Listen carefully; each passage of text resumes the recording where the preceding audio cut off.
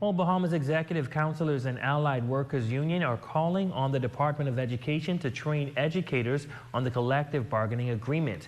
The officials say that the issues are arising in the school system can never be resolved if the proper training is not in effect. Jolanda Thompson-Everest reports.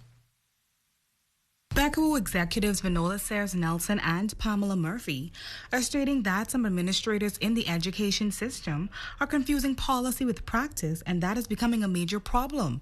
They charge that incidents such as what happened at Sister Mary Patricia Junior High School is a result of leadership failing to adhere to proper protocol. BECAWU Vice President Vinola Sayers-Nelson says that when it comes to dealing with grievance procedures, there's a protocol that must be followed. Because, in education, even though we want everything to go right, we realize that conflicts and things will happen. And so we want to deal with them at the school level first. That is the first step, the stage in an individual grievance. We want to have the matter dealt with in-house. We don't want to air our dirty laundry. We want to have it dealt with in-house. So the first stage in the grievance process is actually to meet with the principal and try and see how best to resolve the issue. Now, the second stage is the situation is not resolved at the principal's level.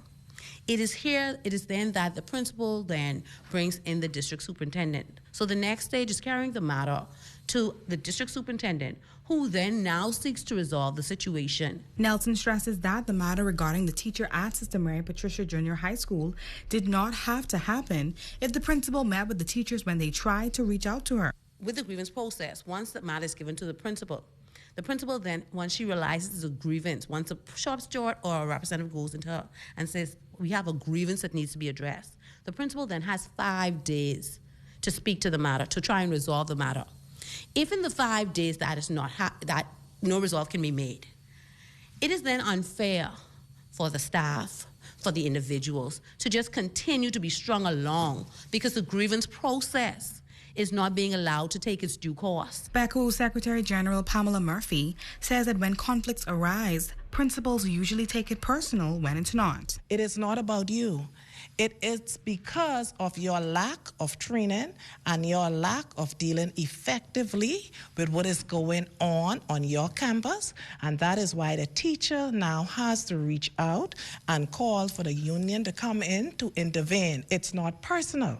The Secretary General noting that issues are inevitable, but educators must take their position seriously. You might have been a good worker. However, you were not versed in those in the collective bargaining agreement for example, for the teachers, for us. You are not aware of the general orders, what general orders states. You are not aware of the Education Act. So it is on you then to now educate yourself. For the Bahamas Tonight, the Northern Edition, I'm Jolanda Thompson-Everest.